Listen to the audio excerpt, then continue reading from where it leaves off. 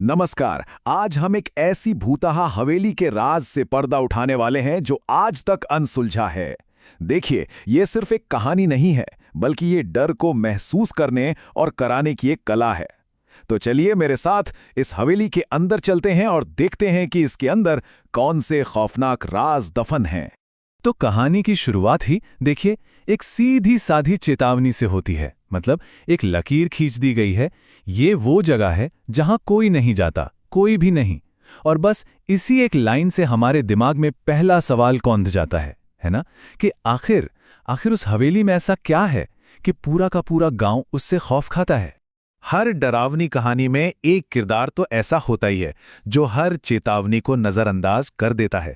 तो चलिए अब मिलते हैं उस शख्स से जिसका जुनून ही उसे सीधे खतरे की तरफ खींचकर ले जाने वाला है। और ये हैं हमारे हीरो वीरेंद्र। इनका शौक कोई आम शौक नहीं, बल्कि एक जुनून है, अजीब रहस्यमयी जगहों को खोजना। और यही जुनून उन्हें उस चेतावनी की तरफ खींचता है जिससे बाकी सब दूर भागते हैं। जो जगह गांव वालों के लिए डर की निशानी है, वही जगह वीरेंद्र के लिए एक चैलेंज है। और फिर वीरेंद्र ठीक वही करता है जिससे पूरा गांव डरता है।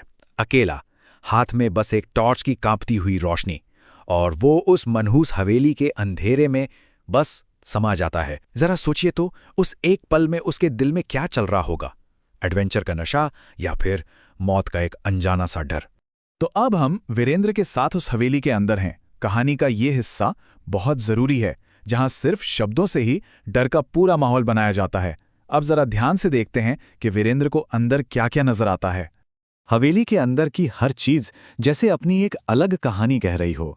ये टूटी हुई खिड़कियां, ऐसा लग रहा है मानो हवेली की अंधी आंखें हों जो सब देख रही हैं। छत से लटकता वो बड़ा सा झूमर, जो देखकर ही लगता है कि बस अब गिरा कि तब गिरा। ये उस हवेली की भूली बिसरी शान की याद दिलाता है। और इन सब के ऊपर हवा में फैली वो एक अजीब सी सड़न की गंध। ये सिर्फ धूल या सीलन की महक नहीं है, ये किसी अनहोनी का, किसी बुरी मौजूदगी का एहसास है। वीरेंद्र को अभी तक यही लग रहा है कि वो एक खाली वीरान जगह पर है, पर क्या वो सच में अकेला है? यहीं से कहानी का माहौल अब सीधे खौफ में बदलने वाला है। एक वीरान सड़े हुए खंडहर में बच्चों के खिलखिलाने की आवाज। सोचिए, इससे ज्यादा डरावना और क्या हो सकता है? ये पहला पक्का सबूत है कि वीरेंद्र अकेला नहीं है, और जो भी उसके साथ है वो शायद इस दुनिया का तो नहीं है।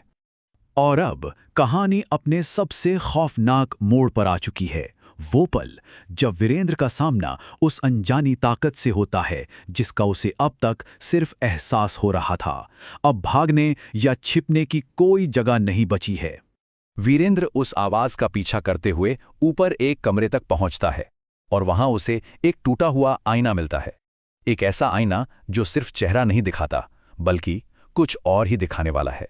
तो जैसे ही वीरेंद्र उस आईने में झांकता है, उसे अपनी परछाई के ठीक पीछे कोई और खड़ा दिखाई देता है।